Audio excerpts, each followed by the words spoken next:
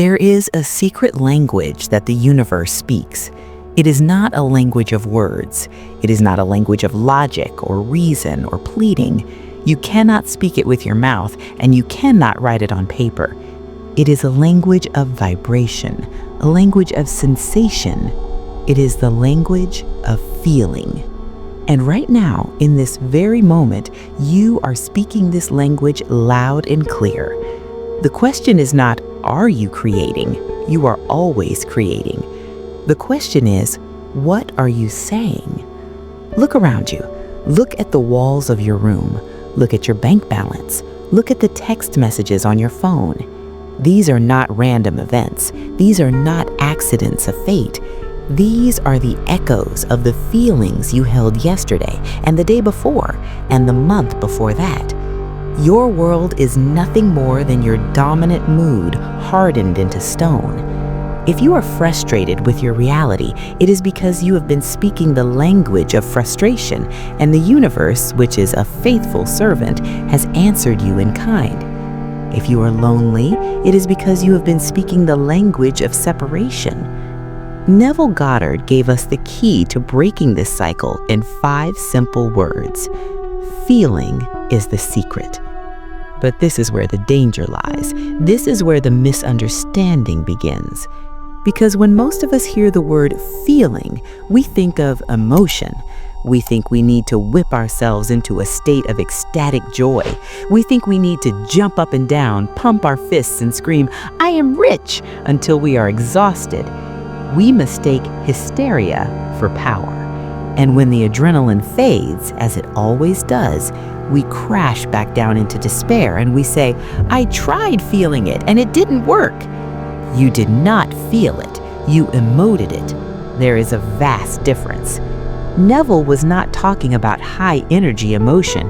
He was talking about the quiet, solid, unshakable sensation of naturalness. He was talking about the feeling of reality. The secret of creation is not about getting high on hope. It is about the deep, silent relief of knowing that it is done. To understand this, we must understand the machinery of your own being. Scripture tells us that we are made in the image of God. Neville interprets this to mean that our consciousness is the creator. But this consciousness has 2 parts: the conscious mind, the male principle, and the subconscious mind, the female principle. This is not sexism, this is symbolism. The conscious mind is the selector, it is the gatekeeper, it is the one who chooses the seed. It generates the idea. I desire to be securely loved. I desire to be wealthy. But the conscious mind cannot create, it can only select. The subconscious mind is the womb. It is the creative power. It has no logic. It has no judgment. It does not know the difference between reality and imagination. Whatever creates an impression upon the subconscious mind, it must give birth to. It is impersonal. If you impress it with sickness, it will faithfully create sickness. If you impress it with wealth, it will faithfully create wealth. It does not care, it only serves. So, how do we place the seed into the womb? How do we move a desire from a thought in the conscious mind to a fact in the subconscious mind? Through the medium of feeling. Feeling is the bridge. Feeling is the act of fertilization. You can think about your desire for 1,000 years. You can write it in your journal 1,000,000 times. But if you do not feel it, if you do not accept it as a reality within, the subconscious remains barren. The seed lies on top of the soil and dies. This is why you have failed in the past. You have been thinking of the end instead of thinking from the end. Thinking of the end is a mental exercise. It keeps the desire in the future. One day I will have it. Thinking from the end is a feeling exercise. It brings the desire into the present. I am it.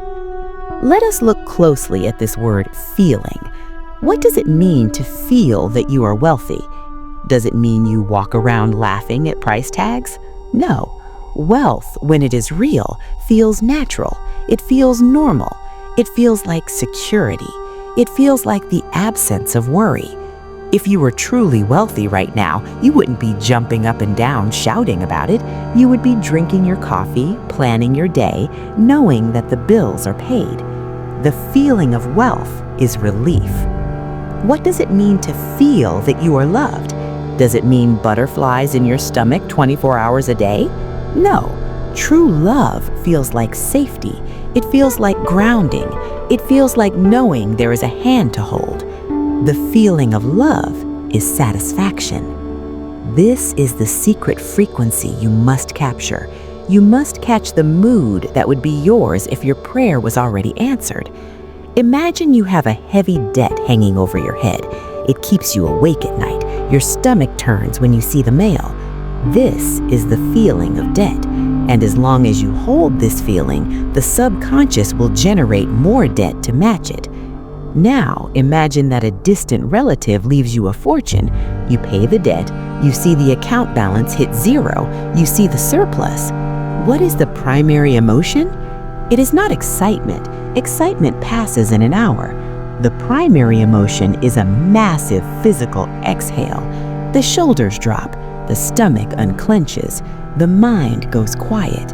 You say to yourself, "Thank God, it is over. I am free."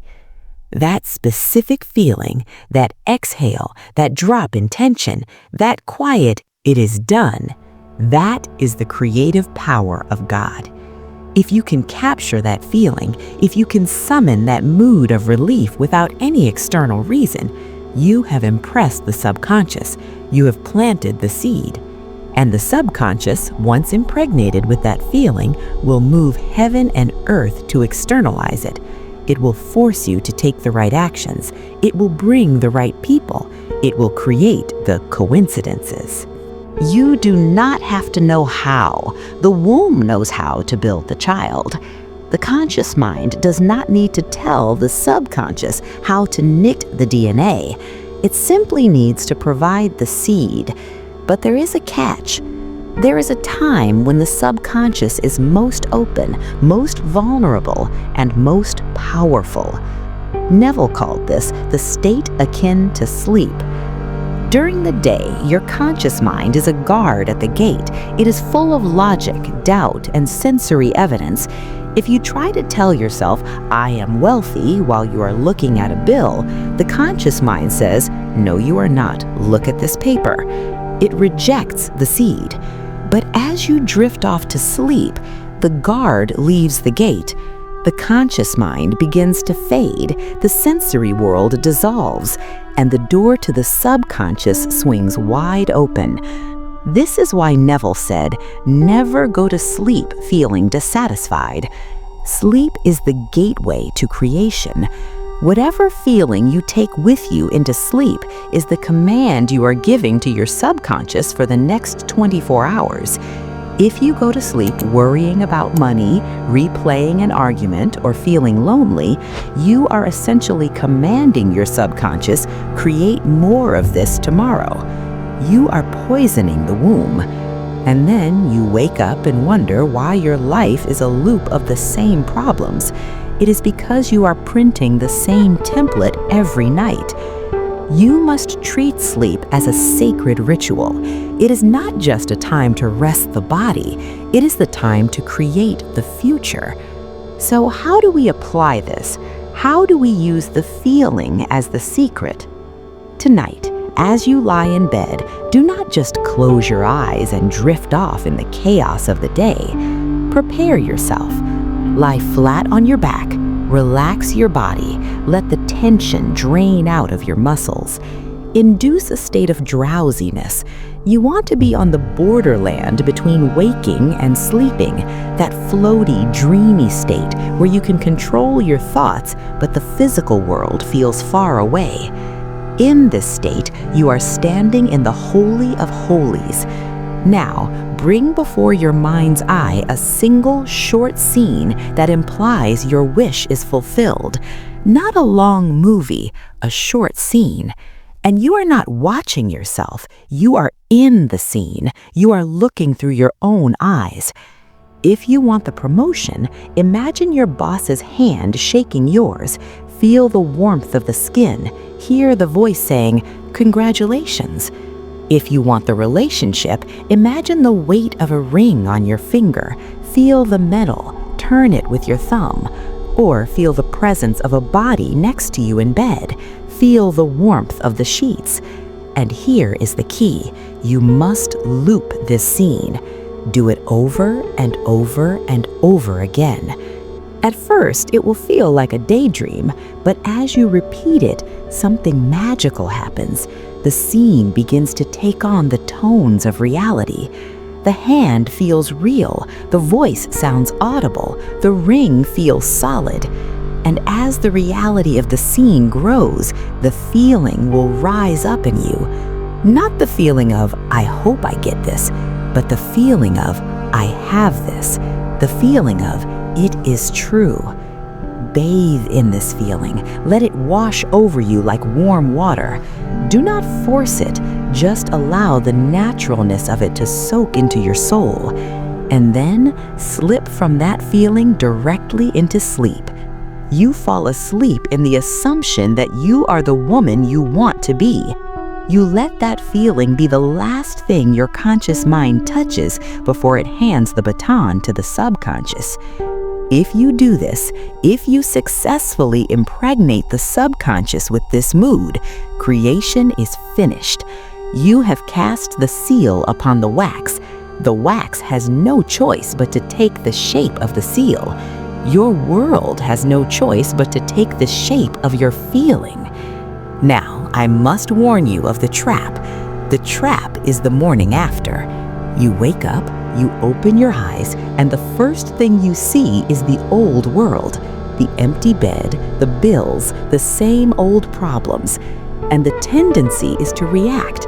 The tendency is to say, "I did the imaginal act, but it's not here yet." The moment you do this, you have dug up the seed. You have looked at the soil and said, "I don't see a flower." And in your doubt, you have uprooted the work of the night. You must learn to walk by faith, not by sight. When you see the old world, you must say to yourself, "This is just the echo. This is the past fading away. I know what I did in the silence. I know what I felt, and what I felt is the truth." You must carry the mood of the wish fulfilled with you like a secret fragrance. No one else needs to smell it. No one else needs to know. But you know. You walk through your day with the quiet confidence of a woman who has $1 million in her pocket, even if her purse is empty. You walk with the grace of a woman who is deeply loved, even if you are walking alone. This creates a bridge. You are bridging the gap between the invisible and the visible with your feeling. You stop reacting to the world and you start acting from your imagination. And let me tell you, the world is a mirror. It is a slow mirror sometimes. It takes time for the reflection to adjust to the new object. But if you hold the object steady, if you sustain the feeling, the reflection must change. It is a law. It is as unfailing as gravity. So stop trying to change the people around you. Stop trying to force doors open. Stop shouting at the mirror. Go within. Change the feeling of I within yourself. Ask yourself right now, how would I feel if my dream were true? Identify that feeling. Is it relief? Is it gratitude? Is it a quiet sense of power? Now dare to assume that feeling. Wear it. Put it on like a dress. Do not take it off when it gets uncomfortable. Do not take it off when the world throws dirt on it. Wear it until it becomes your skin. When the feeling becomes natural, when you no longer feel like you are pretending, but simply being, then the work is done. The externalization will rush to meet you. This is the secret that the mystics and the prophets have whispered for centuries. God is not far away. God is in your fundamental mood. Guard your heart, for out of it flow the issues of life. Guard your feeling, for out of it flows your world. If you are ready to master this language, if you are ready to stop begging in words and start commanding in feelings, then subscribe to this channel. We are the sanctuary for the women who know that the inner world is the cause and the outer world is the effect. We do not chase, we assume. Turn on the notification bell. Let it be a reminder to check your mood. Let it be a reminder to ask, what am I feeling right now? And do I want to meet this feeling in my future? Because you will meet it. You are meeting it every day. Change the feeling and you change the destiny. Sleep in the wish fulfilled, wake in the conviction, and watch the world bow to your assumption. I am she who assumes, and so are you.